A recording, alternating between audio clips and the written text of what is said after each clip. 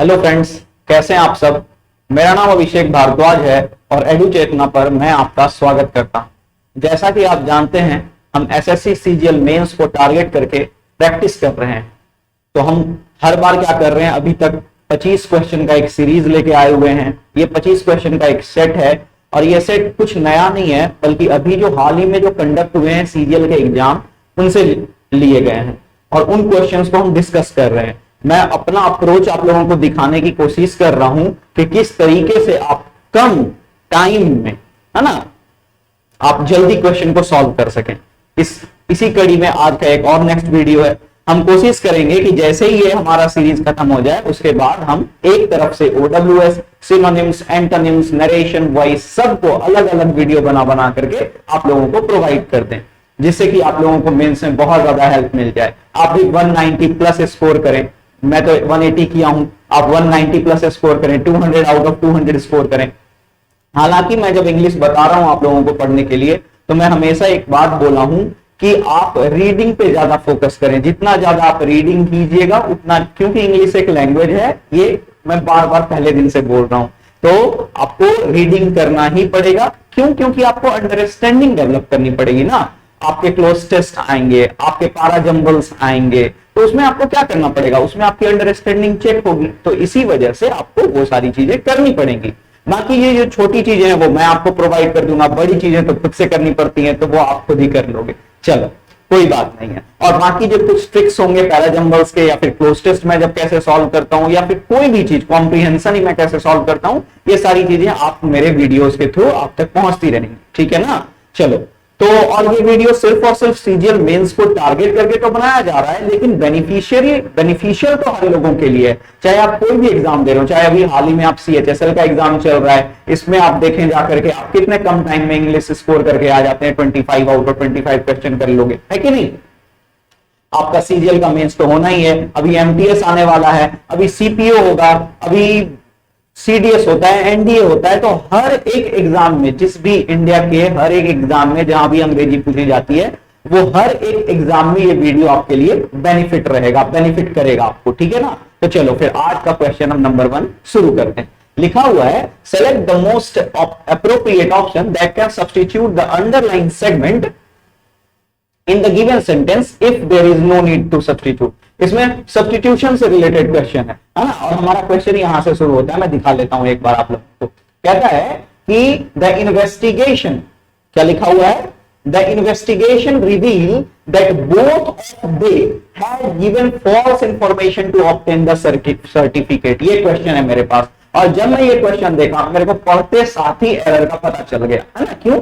क्योंकि आप जब यहां पे देखते हो that both of they, है ना, तो तुमको पता होता है कि ऑफ क्या है, एक प्रीपोजिशन है। ऑफ क्या है? प्रीपोजिशन है। और प्रीपोजिशन को क्या चाहिए होता है ना, प्रीपोजिशन को एक क्या चाहिए होता है, नाउन चाहिए होता है। तो यहाँ पे दे तो नाउन है ना। बोलो सर दे नाउन नहीं है, लेकिन क्या है, दे प्रोनाउन है। तो noun is a pronoun is a word that comes in place of a noun. तो ये जो दे है ना, ये राम, मोहन, सीता, किसी को मिला करके बना होगा, संगीता, है ना। तो ये दे प्रोनाउन है, and pronoun is a word that comes in place of a noun. एक बात तो आप ये जानते हो, और दूसरी बात आप क्या जानते हो कि पहला बात क्या था, प्रीपोजिशन के बाद क्या आता है, नाउन, और नाउन की जगह पे प्रोनाउन तो आ ही सकता है। दूसरी बात है कि ये जो प्रोनाउन आएगा हमेशा प्रीपोजिशन के बाद कौन से केस में आएगा, objective case of pronoun use होगा। कौन सा केस ऑफ प्रोनाउन यूज होगा, objective. They subjective case of pronoun है, तो उसका ऑब्जेक्टिव क्या होता है, दे का देम होता है। दे का क्या होता है, देम। तो हमारा ऑप्शन में हम देख लेंगे देम कहां पे है, reveals that how they both. यहां पे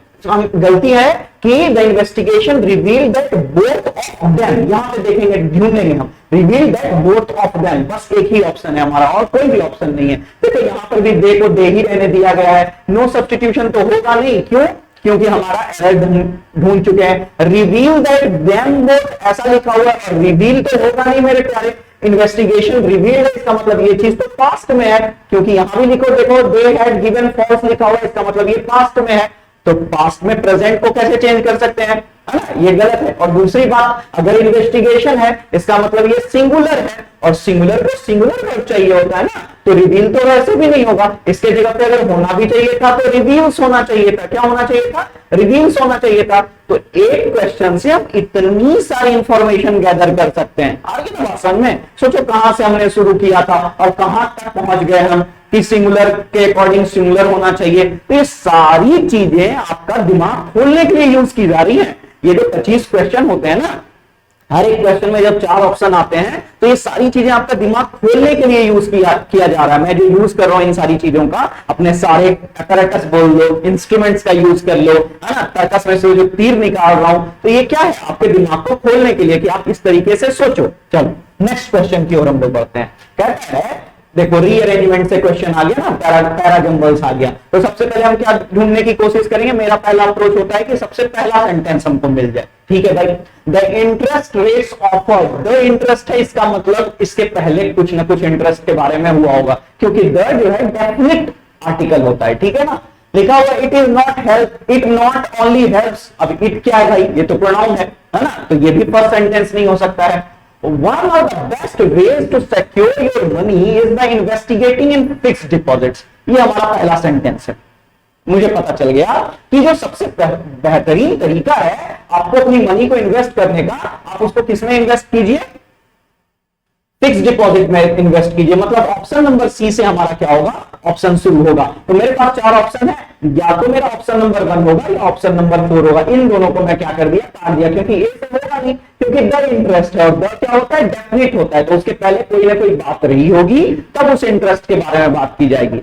ऑप्शन में चलो, अब सी के बाद या तो डी होगा या सी के बाद या तो ए होगा। अब देखो, under the fix deposit scheme, यहां पे बात करेंगे। ये देखो, पहली बार फिक्स डिपॉजिट्स के बारे में बात हुई, और फिर इस फिक्स डिपॉजिट के बारे में यहां पे यूज किया गया कि इस फिक्स डिपॉजिट स्कीम में जो डिपॉजिटर होते हैं वो डिपॉजिट करते हैं मनी ओनली वंस, बस एक बार क्या करते हैं? डिपॉजिट करते हैं at the time of opening the account, जब आप ओपन कर रहे हैं अकाउंट। तो पहली बात हुई कि डिपॉजिट करना जो है कौन से केस में सबसे बेस्ट वे है? फिक्स डिपॉजिट के केस में, पहला। और दूसरा, इस डिपॉजिट के केस में क्या होता है कि हम लोगों को बस एक बार, तो ये बात आई और इसका ये लिंक हुआ, में तो लिंक हो गया, इसका मतलब सी के बाद डी वाला ऑप्शन होगा। मैं ऑप्शन नंबर 4 को टिक करूंगा, आगे बढ़ जाऊंगा। आगे ना बात समझ में मुझे, और बाकी सारे ऑप्शंस को चेक करने की जरूरत नहीं है। 2 ऑप्शन तो पहले ही एलिमिनेट कर दिया था मैंने, है ना। गुड, चलो नेक्स्ट क्वेश्चन पे बढ़ते हैं। कहता है कि select the incorrectly spelled word. Incorrect कहां लिखा हुआ? पहला ऑप्शन पढ़ा, मुझे पता चल गया यही ऑप्शन गलत लिखा हुआ, वाइटान लिखा हुआ। बताओ, वाइटन होता है ना कि वाइटान होता है। हेस्टन सही है, इनलाइटन सही है और वाइटन सही है। तो ये तीनों की स्पेलिंग सही थी, ये गलत था, और यही क्या है? हमें ढूंढना था। तो इसमें ज्यादा कुछ ढूंढने की जरूरत है नहीं। चलो नेक्स्ट क्वेश्चन। कहता है क्वेश्चन नंबर हमारा 4, sorry, select the option that can be used as a one word substitute for the given group of words showing great attention। देखो हमारे यहां से सेंटेंस शुरू हो रहा है, showing great attention to detail and correct behavior। Detail and correct behaviour पे आपका एकदम माइन्यूट क्या कहते हैं उसको?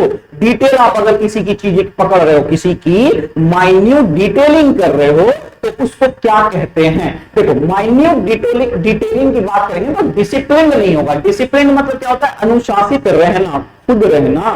ठीक है, जेलस नहीं होगा। जील किससे? उत्साह से रिलेटेड वर्ड है, तो ये भी खत्म। अब आया पंचुअल या नहीं तो पंचीलियस। ठीक है, तो पंचुअल होगा नहीं, क्योंकि एक पर्सन होता है जो पंचुअल हो सकता है। लेकिन अगर आपका शोइंग ग्रेट अटेंशन, आप अटेंशन दे रहे हो तो डिटेल एंड करेक्ट बिहेवियर पे, इसका मतलब आप स्क्रूटनी कर रहे हो, और आप स्क्रूटनी कर रहे हो तो ये जो आपका बिहेवियर है ये पंचीलियस कहलाता है। आइए ना बात समझ में। तो बाकी के 3 ऑप्शन को हमने एलिमिनेट कर दिया, चौथे ऑप्शन तक पहुंच गए। तो हर एक चीज कैसे हम आंसर तक पहुंचे ये हमें दिमाग में रखना है। हमारा नेक्स्ट क्वेश्चन आ रहा है, कहता है कि select the no improvement required. अगर है तो करिए। क्वेश्चन है हमारे पास, I have been wondering at taking skating as a hobby. याद रखना, अगर आप हॉबी के तरह किसी चीज को लेते हो, है ना, तो बोलते हैं टेक अ हॉबी, क्या बोलते हैं? Take a hobby, take a hobby, इस तरीके का हमारा फ्रेज आता है ना। तो देखो टेक कहां पे, तो बोलेंगे सर टेक यहां भी है, टेक यहां भी है, टेक यहां भी है और टेक यहां भी है, इसका मतलब नो इंप्रूवमेंट में भी हो सकता है। टेकअप करना, किसी भी चीज को हॉबी की तरह लेना, इसका मतलब क्या करना? टेकअप करना। अब मेरे पास देखो ऑप्शन क्या है, on taking to, I have wondering, याद रखना वॉन्डर वर्ड होता है, I have wondering what for what, I have wondering about, I have wondering about, किस चीज के बारे में सोच रहे हैं, तो आंसर आएगा आई हैव वॉन्डरिंग अबाउट। तो वॉन्डरिंग अबाउट क्या? टेकिंग अप, किस चीज को टेकअप करना? स्केटिंग को, किसको टेकअप करना? स्केटिंग को एज अ हॉबी। तो यहां पे हमारा इंप्रूवमेंट हो जाएगा। कैसा इंप्रूवमेंट होगा? देखो I have been wondering, at के जगह पे क्या हो जाएगा? अबाउट हो जाएगा हमारा, एट के जगह पे हमारा क्या हो जाएगा? अबाउट हो जाएगा। सिर्फ और सिर्फ एट के जगह पे क्या हो जाएगा? अबाउट हो जाएगा। और टेकिंग के बाद टेकिंग तो है ही, और यहां पे टेकिंग के बाद अप लग जाएगा। क्या लग जाएगा? अप लग जाएगा। तो अबाउट टेकिंग अप, इसका मतलब option number 4। To take up होगा नहीं, ऑन टेकिंग टू होगा नहीं। देखो वॉन्डरिंग के बाद फिक्स प्रीपोजिशन अबाउट आया और अबाउट टेकिंग अप एक ही ऑप्शन में था, आंसर टिक किया, आगे बढ़े। ठीक है ना। तो कुछ चीजें, और ये कहां से आती हैं? ये रीडिंग से आती है, ये रटा नहीं हूं मैं, है ना, कि रट लिया बैठ के वॉन्डर के बाद अबाउट, वॉन्डर के बाद अबाउट, आप फिर भूल जाओगे। तो आप बार बार रीड करो, 2-3 जगह आप पढ़ोगे, आपको ध्यान में आ जाएगा कि भैया इसके बाद ये वर्ड ही आता है, बोलने में भी स्मूथ होता है ना। तो इसी तरीके से हम लैंग्वेज को पढ़ते हैं, ना कि रट करके। आर यू लुकिंग फॉरवर्ड, अब आपको ये तो फिक्स प्रीपोजिशन याद ही होगा कि जब कभी भी प्राइम मिनिस्टर कहीं जाते हैं या कोई इंडिया आ रहा होता है तो न्यूज में आप क्या पढ़ते हो? I am looking forward to meeting you, आप अपनी उनसे मिलने जाते हो तो एक मैसेज टेक्स्ट करके जाते हो ना, I am looking forward to meeting you, नहीं टुमारो, कि हम भैया मिलने के लिए बड़ा एकदम पॉजिटिव हैं, तुमसे मिलना चाहते हैं, अच्छा लगेगा तुमसे मिलके, 2-3 बातें होंगी हाथ में हाथ पकड़ के।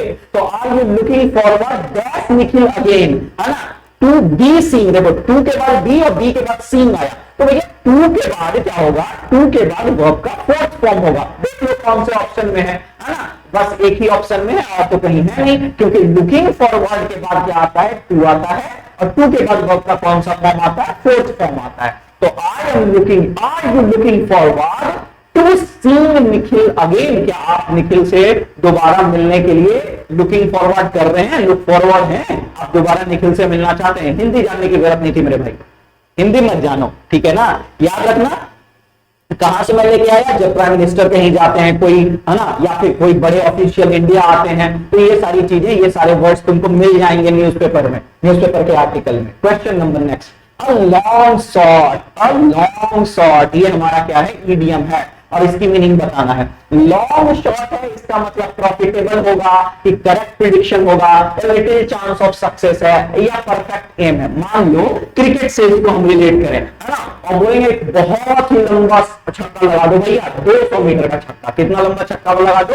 200 मीटर का छक्का लगा दो, लॉन्ग शॉट। तो ये क्या है? ये पॉसिबल ही नहीं है कि 200 मीटर का छक्का लग जाए। तो आंसर क्या होगा? Little chance of success. क्या हो जाएगा? इस तरीके से रिलेट किया और रिलेट किया और आंसर तक पहुंचे। लिटिल चांस ऑफ सक्सेस का ही मतलब क्या होता है? A long shot, long shot मार दिया, लिटिल चांस ऑफ सक्सेस है, सक्सेसफुल होना पॉसिबल नहीं है, वेरी प्रॉफिटेबल नहीं होगा। पॉकेट में अगर रिलेटेड बात होता ना, कि एक बहुत ही ज्यादा बड़ा पॉकेट है, बिग पॉकेट, तो उससे रिलेटेड वर्ड है कि जहां पे प्रॉफिट हो रहा होता है, ठीक है।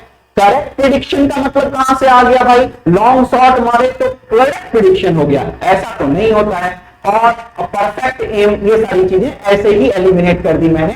बस अ लॉन्ग शॉट पढ़ना है, a little chance of success लगाना, ठीक है ना। चलो एसी से पानी निकल रहा है। नेक्स्ट क्वेश्चन की ओर हम लोग बढ़ते हैं। This is too grave scene to be pardoned. जैसे ही क्वेश्चन देखा समझ गया एरर का क्वेश्चन है, कहां पे गलती है, तो देखा सिन, सिन क्या है? नाउन है, और नाउन को क्या नहीं मिला है?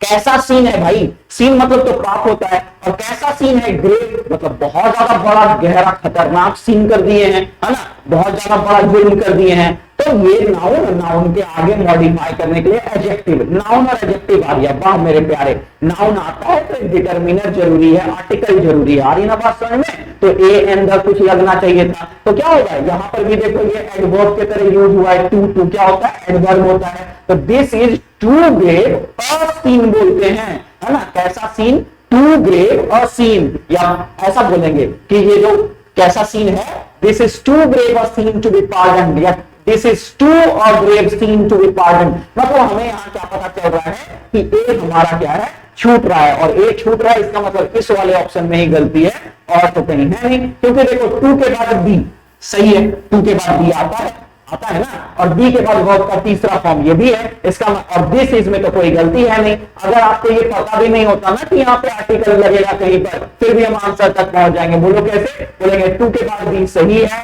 पार्डन बी के बाद वर्ब का तीसरा फॉर्म सही है, दिस इज में तो कोई गलती है ही नहीं, इसका मतलब यहीं पर कोई ना कोई एरर होगा, मुझे नहीं भी पता होगा फिर भी मैं मार के क्या होगा, चला जाऊंगा। चलो next question, question number, select the correct active voice of the given sentence, the poems of great English poets. देखो हमारे पास सेंटेंस यहां से शुरू होता है, the poems of great English poets are being translated. मैं क्या बोल रहा हूं, पैसिव वॉइस एक्टिव वॉइस को तो एक सेकंड में पकड़ लेंगे। आर बीइंग इसका मतलब प्रेजेंट टेंस, और प्रेजेंट में भी कैसा, प्रोग्रेसिव, मतलब कंटिन्यूअस। ढूंढ लो कहां कंटिन्यूअस है, बोलेंगे हैव ट्रांसलेटेड, एलिमिनेट करो क्योंकि परफेक्ट है, वर ट्रांसलेटिंग, एलिमिनेट करो क्योंकि पास्ट है, ट्रांसलेटेड एलिमिनेट करो क्योंकि पास्ट है। आंसर तक पहुंच गए कि नहीं पहुंच गए, बस ध्यान रखना है कि कौन से टेंस में है, और कोई चीज का ध्यान नहीं रखना है, ऑप्शन एलिमिनेट करो और आंसर तक क्या कर जाओ, पहुंच जाओ। नेक्स्ट क्वेश्चन, ये सब सिखाने की जरूरत नहीं पड़नी चाहिए। Antique diamond necklace was stolen from the museum. फिर ये क्वेश्चन आया एरर से रिलेटेड। तो जब कभी भी ये देखो कि नाउन दिख रहा होता है, हमें क्या दिख रहा होता है, नाउन। कैसा नेकलेस है, तो डायमंड का नेकलेस है, और वो भी कैसा, तो एंटीक। एंटीक मतलब एक ऐसा चीज जो बहुत रेयर हो, तो जब नाउन दिखता है तो डिटर्मिनर आना जरूरी है मेरे प्यारे। तो एक अंदर कुछ लगेगा यहाँ पे, तो एन एंटीक डायमंड नेकलेस होना चाहिए था। क्या होना चाहिए था, एन एंटीक डायमंड नेकलेस। पहले ही सेंटेंस में एरर था, यही पर मैं टिक करूंगा और आगे बढ़ूंगा। आगे नहीं देखने की जरूरत है, आपको पता होना चाहिए कि अगर सेंटेंस में नाउन आ रहा है तो उसके आगे कहीं ना कहीं कोई ना कोई डिटर्मिनर आना चाहिए। और डिटर्मिनर में क्या क्या हो सकता है, डिटर्मिनर में ए एंड द हो सकता है, दिस दैट दीज दोज हो सकता है ना। फिर क्या हो सकता है, his her my our, possessive determiner भी हो सकता है। ये सारी चीजें हो सकती हैं। अगर आप अंग्रेजी ग्रामर में घुसोगे तो सारी चीजें पता चलेंगी ना। लेकिन अभी तो मैं प्रैक्टिस करा रहा हूं, अभी तो मैं कुछ पढ़ा नहीं रहा हूं, आपको पढ़ाऊंगा तो देखना कितनी सिलसिलेवार तरीके से एक एक चीज मैं बताता हूं। हर एक माइन्यूट डिटेल्स आपकी कॉपी पे जाएंगी, बार बार उनको रिवाइज करोगे, फिर ये सारी बातें, ये सारे क्वेश्चंस को मैं बार बार नहीं कराऊंगा। मैं बोलूंगा देख भाई नाउन है, नाउन के आगे क्या आना चाहिए, डिटर्मिनर आना चाहिए, है नहीं, गलत है, आगे बढ़, है कि नहीं। तो ऐसे ही क्वेश्चन को हम लोग प्रैक्टिस करते हैं। नेक्स्ट क्वेश्चन देखो क्या लिखा हुआ है, कहता है he opened the door for his mother। फिर इसको पैसिव में करना है। ओपेंड को देख के क्या पता चला, ओपेंड को देख के पता चला कि ये पास्ट में है। कौन से में है, पास्ट में है। तो जो पास्ट में होगा उसी को टिक करेंगे, जो प्रेजेंट में होगा उसको एलिमिनेट कर देंगे, कहानी खत्म। ऑप्शन नंबर 4 की वॉज बचा और हैड बीन बचा। अब एक बात बता, परफेक्ट लिखा हुआ है, परफेक्ट भैया ये कौन से, ओपेंड मतलब वर्ब का कौन सा फॉर्म, दूसरा फॉर्म। वर्ब का दूसरा फॉर्म किस चीज को बताता है, तो बोलेंगे वर्ब का दूसरा फॉर्म सर सिंपल पास्ट को बताता है। किसको बताता है, वर्ब का दूसरा फॉर्म सिंपल पास्ट को बताता है। एक ऑप्शन एलिमिनेट कर चुके हैं, ठीक है। इसका मतलब ये परफेक्ट को शो कर रहा है, ये भी एलिमिनेट कर दिया। ये किसको शो कर रहा था, पास्ट परफेक्ट। हमारे पास दो ऑप्शन बचे, was open। मैं बोल रहा हूं बार बार कि जब कभी भी बी का फॉर्म लगता है ऐसे वॉइस बनाते टाइम वर्ब का तीसरा फॉर्म लगता है। तो देखो was क्या है, बी का फॉर्म है कि नहीं है ना। was क्या है, बी का फॉर्म। बोलो कैसे बी का फॉर्म आप बात कर लिए, देखो जैसे मेरे पास था वर्ब का दूसरा फॉर्म, और मैं बोलता हूं 5 हमारे पास बेसिक होने चाहिए। क्या होने चाहिए, बी was, ये बी का फॉर्म है ना भाई मेरे, बीइंग और इज।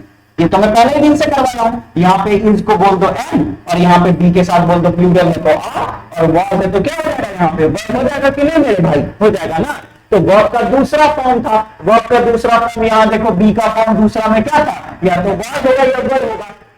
डोर के अकॉर्डिंग क्या लगेगा, बोलो डोर तो सिंगुलर है तो वॉज लगेगा, तो वॉज तो परफेक्ट है यहाँ पे दोनों केस में, वॉज तो ठीक है। अब मेरे प्यारे जैसे ही हम बी का फॉर्म लिख लेते हैं ना, मेन वर्ब का तीसरा फॉर्म लगाते हैं। यहाँ ओपन है, यहाँ ओपन है, कौन सा ऑप्शन हमारा सही हो जाएगा, ऑप्शन नंबर कौन सा हो जाएगा, 3। ऑप्शन नंबर 3 को हम टिक करेंगे, आगे बढ़ेंगे, है ना।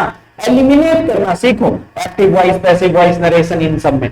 फ्लूक का मतलब देखो, फ्लूक दिख रहा है कि नहीं दिख रहा है प्यारे मेरे? फ्लूक, फ्लूक का मतलब क्या होता है? कह रहा है सिनोनिम बोल रहा है। फ्लूक का मतलब क्या होता है? मैं पहले ही ऑप्शन को देखूंगा और मारूंगा टिक, है ना? पहले ही ऑप्शन को क्या करूंगा, देखूंगा और टिक मारूंगा। क्योंकि फ्लूक का मतलब क्या होता है? जब आप बहुत सारे इडियम्स पढ़ोगे ना, उसमें भी कहीं ना कहीं पे लिखा हुआ होता है कि बाय फ्लूक इसको सक्सेस मिल गया। कैसे मिल गया? By fluke. जैसे मान लो मेरे को इतने नंबर आ गए, तो मेरे पड़ोसी या फिर कोई भी, है ना, ऐसे लोग जो नहीं चाहते होंगे कि ऐसे नंबर कैसे आ सकते हैं, उन्हें अच्छा नहीं लगेगा, तो वो क्या बोलेंगे? बाय फ्लूक कभी कभी नंबर लेते आता है, बाय फ्लूक इसको सक्सेस मिल गया। तो बाय चांस इसको क्या बोलते हैं? उन्हें नहीं पता कि कितनी रातें जगी हैं, है ना? ऐसी चीजें कहां पता चलती है? नींद नहीं आती है बहुत सारी रातें, पता थोड़ी चलता है सामने वाले को। मुझे तो लगेगा कि बस 180 नंबर आए, तुक्का मार दिया, ऑप्शन मल्टीपल चॉइस था, आंसर आया। ऐसा तो नहीं है। कितनी रातें मेहनत करने के बाद, कितनी रातें जगने के बाद आप इस अचीवमेंट को पाते हो, ये सारी चीजें नहीं दिखती है मेरे भाई। कोई बात नहीं है, चलो अभी इमोशनल होने का टाइम है नहीं। फ्लूक, फ्लूक का मतलब क्या होता है? बाय चांस हो जाना। तो वहां पे पहला ही ऑप्शन था, सिनोनिम पूछ रहा था, चांस आगे मारा। आगे बढ़ेंगे, बढ़ेंगे कि नहीं बढ़ेंगे? कॉन्ट्रैक्ट करना, तो कॉन्ट्रैक्ट तो तुम जानते हो ना, वर्क, टाइम एंड वर्क में कॉन्ट्रैक्ट के बेसिस पे लेते हैं। प्लान करना, इसका मतलब किसी चीज को क्या करना? प्रोजेक्ट, प्रोजेक्ट पे काम करना, तो प्लान करना। पॉलिसी का रिलेटेड है। तो ये सारे के सारे वर्ड्स ऐसे उल्टे उल्टे पुल्टे वर्ड थे। फ्लूक का एक ही मीनिंग होता है, बाई चांस किसी चीज को गेट कर देना, तो आंसर हो गया chance. Next, on the when. When का मतलब होता है डिक्रीज। वेन का मतलब क्या होता है? डिक्रीज। बस एक ही ऑप्शन है जो डिक्रीज को शो कर रहा है, और मैं आगे कुछ पढ़ने की जरूरत ही नहीं है। बस देखो, अब लगा ना कि कैसे 180 नंबर आए, क्योंकि मैं ना, ये देखो ईडीएम था ना, तो मुझे ये ऑन द वेन याद रखने की जरूरत है या नहीं, ये फर्क नहीं पड़ता है। मुझे बस ये पता होना चाहिए कि वेन का मतलब क्या होता है, वहां से मैं आंसर तक पहुंच जाऊंगा। वेन का मतलब होता है डिक्रीज, ऑन द वेन का मतलब ऑन द डिक्लाइन। कहानी खत्म, ऑप्शन नंबर टिक किया 3 और आगे बढ़ा। चलो नेक्स्ट क्वेश्चन। कहता है ये सारे क्वेश्चन में ज्यादा टाइम लगाने का है नहीं। कहता है fictional being from another world. और फिक्शनल बीइंग मतलब एक ऐसा पर्सन, फिक्शनल बीइंग है ना, फ्रॉम अनदर वर्ल्ड, दूसरे वर्ल्ड का। तो दूसरे वर्ल्ड का तो हम लोग क्या कहते हैं? एलियन कहते हैं। पीके आया था ना, वो दूसरे वर्ल्ड का था, उसका रिमोटवा चोरी हो गया था, तो उसको क्या बोलते हैं? एलियन बोलते हैं। क्या वो नेटिव तो हम लोग के घर के आसपास जो रहता है वो नेटिव होता है। फॉरेनर तो वो आदमी होता है जो हमारे अर्थ पे तो रहता ही है, वर्ल्ड में तो रहता ही है, लेकिन अलग देश में रहता है, तो उसको बोलते हैं फॉरेनर। ठीक है। स्ट्रेंजर किसको बोलते हैं? जैसे मान लो एक ऐसा पर्सन जिससे आज तक तुम कभी मिले नहीं हो, पहली बार तुमसे उसका सामना हुआ, तो उसको स्ट्रेंजर कहते हैं। लेकिन यहाँ पे बोल रहा है फ्रॉम अनदर वर्ल्ड, दूसरे वर्ल्ड का होना चाहिए, है ना? वर्ल्ड का मतलब समझ रहे हो? दूसरी दुनिया का आदमी। पीके था वो, तो पीके था, तो उसका आंसर क्या होगा? एलियन होगा। नेक्स्ट क्वेश्चन हम लोग, क्वेश्चन नंबर 15। कहता ऑप्शनल है, कोई चीज क्या है? ऑप्शनल है। ऑप्शनल का क्या ढूंढना है? एंटोनिम ढूंढना है। ऑप्शनल का मतलब क्या होता है? करो तो करो और नहीं तो नहीं भी करो, है ना? उसका एंटोनिम ढूंढना है। तो ऑप्शनल का एंटोनिम क्या होगा? ऑप्शनल, ऑप्शनल है, इसका मतलब क्या होना चाहिए? वॉलंटरी। एक सेकंड में पानी पीता हूं, तब तक आप बताओ इसका आंसर।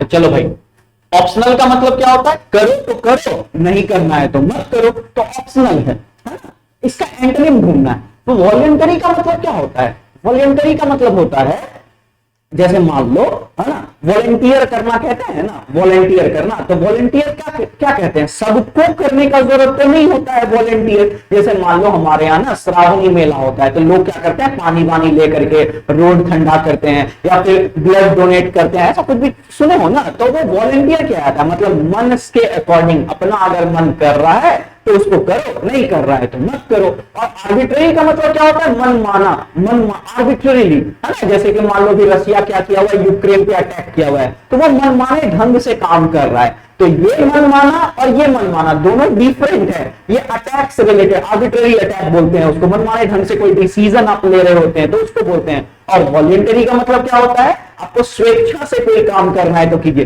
तो ये सारे वर्ड्स देखिए आप ऑप्शनल के सिनोनिम्स हो सकते हैं, है ना। इलेक्टिव, चूज करना, ये तो एक डिफरेंट वर्ड ही हो गया, तो इसको तो एलिमिनेट करें। लेकिन अगर कोई बात कंपलसरी है, मतलब फिक्स है ना। मान लीजिए स्कूल के कोई पार्टिसिपेशन हो रहा है, कोई एक प्रोग्राम हो रहा है जिसमें हमको पार्टिसिपेट करना है, और टीचर बोल दिया कि ये ऑप्शनल है। इसका मतलब मेरा मन करेगा तो मैं उसमें पार्टिसिपेट करूंगा, नहीं मन करेगा तो नहीं करूंगा। लेकिन अगर ये कंपलसरी हो जाएगा, इट मींस मुझे पार्टिसिपेट करना ही पड़ेगा, क्योंकि कंपलसरी है, इसके अकॉर्डिंग क्या होगा? मार्क्स मिलेंगे, है ना। तो कंपलसरी होगा, तो इसका एंटोनिम हो गया ना मेरे भाई। ये जो बात हुई ऑप्शनल, उसका क्या हो गया? ये एंटोनिम हो गया ना कंपलसरी। तो इस तरीके से आंसर तक पहुंच जाएंगे, आसानी था। नेक्स्ट क्वेश्चन देखिए, कहता है select the option that expresses the given sentence in reported speech. जैसे इस तरीके के क्वेश्चन को देखना है, सीधा आंसर करना है। देखो क्या लिखा हुआ है, सी सेड, तो भैया सेड वाला ऑप्शन होगा, प्रेजेंट वाला ऑप्शन, कहानी खत्म, एलिमिनेट कर दिया। बचा क्या? It were too good, it was too good. ऐसा तो कोई, है ना, अनकंडीशनल सेंटेंस के बारे में बात कर नहीं रहे कि इट अकॉर्डिंग वर लगा देंगे, मतलब सिंगुलर के अकॉर्डिंग प्लूरल लगा देंगे। ये तो सिर्फ और सिर्फ सुपर में क्या बोलते हैं, वो वाले सेंटेंसेस में होता है ना। जैसे कि if I were a bird, suppositional sentences में होता है कि अगर मैं बर्ड होता, है ना, I would fly in the sky, if I were the king of India, ऐसे करके बात होती है, if I were the prime minister of India. तो यहाँ पे तो ऐसी बात है नहीं कि मतलब सिंगुलर के अकॉर्डिंग प्लूरल तो आप लगा नहीं सकते हैं। क्या नहीं लगा सकते हैं? सिंगुलर सब्जेक्ट के अकॉर्डिंग प्लूरल वर्ब तो आप लगा नहीं सकते, तो आपको क्या लगाना पड़ेगा? सिंगुलर ही लगाना पड़ेगा। प्रेजेंट था एलिमिनेट, प्रेजेंट था एलिमिनेट, इट के अकॉर्डिंग वर्ब किया है एलिमिनेट। ऑप्शन नंबर 3 तक पहुंचे, आंसर तक पहुंचे, ठीक है ना। ऐसे ही एलिमिनेट करेंगे। नेक्स्ट हमारा क्वेश्चन देखो क्या लिखा हुआ है, unseasonal rain caused a lot of damage to the crops. Unseasonal rain के कारण क्या हुआ? बहुत सारा डैमेज हो गया, किसको? क्रॉप्स को। तो इसका आंसर देखो, अनसीजनल रेन है भाई, है ना, बिना किसी सीजनल रेन, मतलब सीजन में नहीं होने के कारण कॉज हुआ अ लॉट ऑफ डैमेज, बहुत ज्यादा डैमेज हुआ टू द क्रॉप्स, क्रॉप्स को। तो यहाँ पे आप देख रहे हैं, तो आपको क्या पता चल रहा है कि इसमें कोई भी एरर नहीं है, और जब एरर है ही नहीं तो आप कैसे ढूंढिएगा। चलो तो नेक्स्ट क्वेश्चन, क्वेश्चन नंबर हमारा क्या होगा? 18. Select the appropriate antonym of the given word pray. देखो प्रे दो तरीके का होता है, एक होता है प्रे PRAY, मैं बढ़िया से लिखने की कोशिश करता हूं, ठीक है ना। क्या लिखा हुआ है? प्रे PRAY, और प्रे दूसरा होता है PREY, ठीक है। ये दोनों प्रे दिख रहे होंगे। तो ये वाला प्रे का मतलब क्या होता है? प्रार्थना करने से रिलेटेड। और ये प्रे का मतलब क्या होता है? जो आदमी शिकार हो जाता है ना, उसको बोलते हैं प्रे। जैसे मान लो मैं किसी का शिकार करूंगा तो वो मेरा क्या हो जाएगा? प्रे। और ये बात समझ में, और उसका क्या है? एंटोनिम ढूंढना है। इसका मतलब जो आदमी शिकार करेगा वो उसका क्या हो जाएगा? एंटोनिम। मैं शिकारी हूं, मैं शिकार करूंगा, तो जो शिकार हो रहा है उसका एंटोनिम क्या होगा? मैं होऊंगा, मैं जो शिकार कर रहा हूं, तो उसका तो बस एक ही मीनिंग यहाँ, प्रीडेटर मतलब शिकारी। आगे नवासन में लूट, तो लूट एक इंग्लिश वर्ड ही है, लूट को हिंदी में यूज करो, लूट को इंग्लिश में यूज करो, दोनों का मतलब लूट होता है ना। लूट करना मतलब लूट मचाना। आगे नवासन में सफरर, जो आदमी सफरर है, तो ये इसका क्या हो जाएगा? सिनोनिम्स हो सकता है, एंटोनिम तो नहीं हो सकता है। गेम का मतलब तो खेल से रिलेटेड है, ये तो कोई वर्ड ही नहीं है, इसका मतलब इसका ये सिनोनिम हो सकता था। हमसे पूछा है एंटोनिम, प्रीडेटर इसका सही आंसर होगा, शिकारी होगा, ठीक है ना। चलो नेक्स्ट क्वेश्चन, क्या लिखा हुआ है? सी परसिस्टेड टू डूइंग। जैसे ही परसिस्टेड वर्ड देखा ना मैं, तो मुझे पता चल गया इसके बाद तो प्रीपोजिशन इन आना चाहिए। इसका मतलब गलती तो मुझे यहां पता चल गई कि टू डूइंग में गलती है, क्योंकि परसिस्टेड के बाद क्या आना चाहिए था? इन आना चाहिए था। सी परसिस्टेड इन, ना कि परसिस्टेड टू। तो कुछ वर्ड्स हैं जो फिक्स प्रीपोजिशन है, आप बार बार रीड करोगे आपको पता चल जाएगा। आइए ना बात समझ में। नेक्स्ट क्वेश्चन कहता है इंस्क्रूटेबल। इंस्क्रूटेबल वर्ड लिखा हुआ है, क्या लिखा हुआ है? इंस्क्रूटेबल। तो इंस्क्रूटेबल मतलब क्या होता है ना?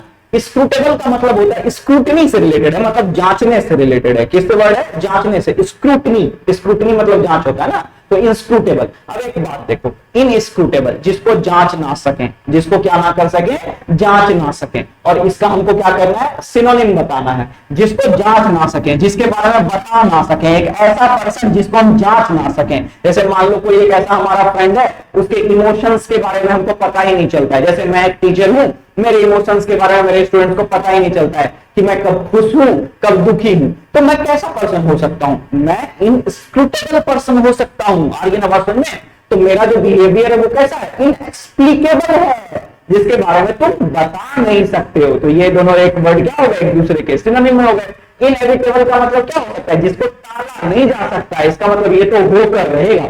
जैसे इंडिया और पाकिस्तान का मैच है, पाकिस्तान तो हारेगा ही हारेगा, ये इनएविटेबल है। आर्यन आवाज में मैं ऐसे ही मजाक के सेंस में बोल रहा हूं।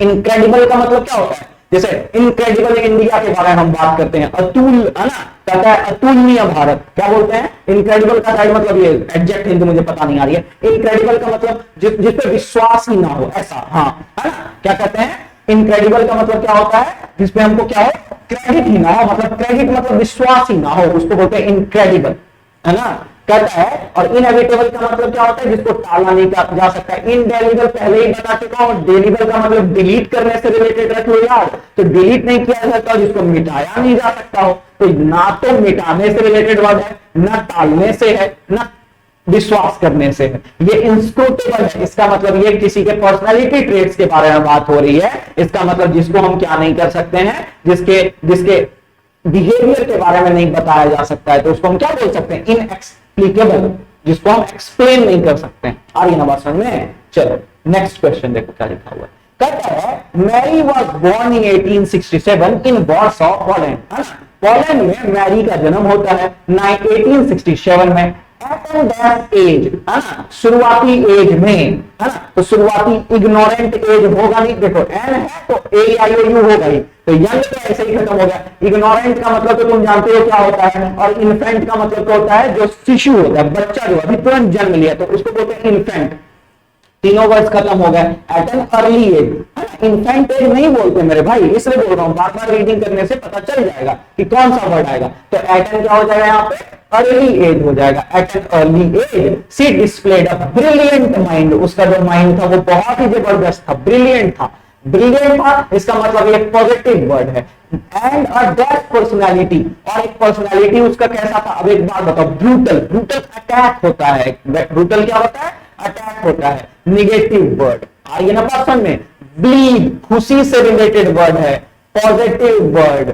ब्रूज्ड निगेटिव वर्ड, चोट लगने से रिलेटेड वर्ड है, निगेटिव हो गया। ब्लोटेड सूजा हुआ, कोई चीज सूज जाता है, फूल जाता है, उससे रिलेटेड वर्ड है, निगेटिव वर्ड। तो यहां पे मेरा पॉजिटिव है, कैसा माइंड था उसका, ब्रिलियंट माइंड था, तो पॉजिटिव को पॉजिटिव के साथ कनेक्ट करेंगे। ऐसा नहीं कि वो पॉजिटिव थी और दूसरे में कहीं पे जाके निगेटिव हो जाएगी, है ना, तो पॉजिटिव को पॉजिटिव के साथ कनेक्ट करेंगे। बस एक ही ऑप्शन है हमारा, ब्लीड। तो देखो मैं कैसे आंसर तक पहुंचता हूं, देख रहे हो ना, इन चीजों को सीखो, अप्लाई करने की कोशिश करो। बार बार जब मॉक लगाओगे ना, वैसे अंग्रेजी में ज्यादा मैं मॉक पे तो इंपॉर्टेंस नहीं देता हूं, क्यों, क्योंकि आप जितना ज्यादा रीडिंग कीजिएगा उतनी ज्यादा अंग्रेजी आपकी बेटर होती जाएगी, है ना। मॉक वॉक देने का है प्री वगैरह में, मेंस में आप 8-10 मॉक लगा लो, इससे ज्यादा मत करना, अपनी औकात चेक करने के लिए बस मॉक देते हैं, ठीक ना। नेक्स्ट कहता है her great exuberance for learning. Exuberance का मतलब क्या होता है, एक्सुबरेंस का मतलब होता है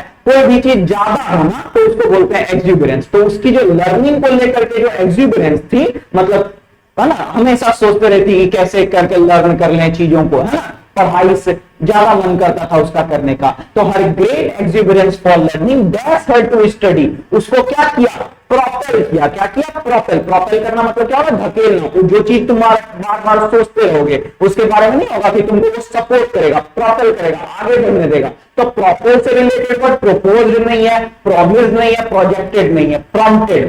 प्रॉम्प्ट करना मतलब क्या होना, प्रोपेल करना, आगे भेजना, है ना, कि उसके बारे में। तो प्रोपेल है टू स्टडी फर्दर, कि भैया आगे पढ़ो। कहता है नेक्स्ट क्वेश्चन देखो, सी became dash when she learned that the university was closed dash women। कहता है जब उसको पता चला कि यूनिवर्सिटी में लड़कियों का एडमिशन नहीं होता है, तो वो क्या हो गई, देखो वो कैसी पर्सनालिटी थी, ब्रिलियंट माइंड था, और यहाँ पे बिलीव के बारे में हम बात कर चुके हैं, खुश रहती थी हमेशा। लेकिन जब उसको पता चला कि यूनिवर्सिटी में, मान लो तुमको पता चल जाए, तुम एक लड़की हो और तुम्हें पता चल जाए कि भाई इस कॉलेज में मेरा एडमिशन होना चाहिए, और वहां पता चल जाए कि लड़कियों के लिए सीट ही नहीं है, नहीं, तुम्हें धक्का नहीं लगेगा? तो धक्का लगने से एक वर्ड मुझे पता चल गया और डिसफिगर हो जाना, इसका मतलब तो हो जाना तो उसका हाथ पैर टूट गया, नहीं होगा।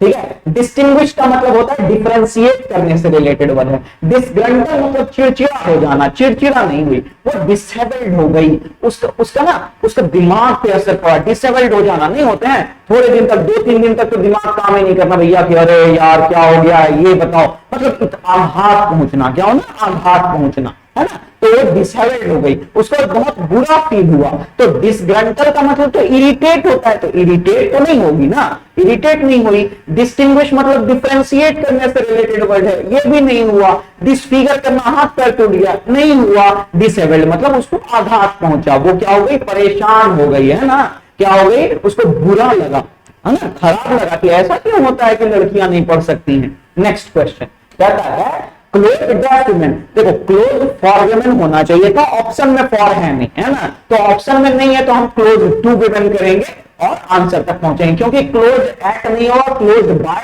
क्योंकि विमेन तो खुद क्लोज नहीं की थी तो बाय नहीं होगा। क्लोज फ्रॉम नहीं होगा कि विमेन से क्लोज होना नहीं। तो बाकी के 3 ऑप्शन और ज्यादा खतरनाक थे, हालांकि 4 ऑप्शन खतरनाक थे, होना चाहिए था क्लोज फॉर विमेन, लेकिन है नहीं, तो आंसर हमारा एक तो टिक करना पड़ेगा ना, तो बेस्ट ऑप्शन जो होगा हमारा क्या होगा, क्लोज टू विमेन होगा। ठीक है, तो ये सारी चीजें थी।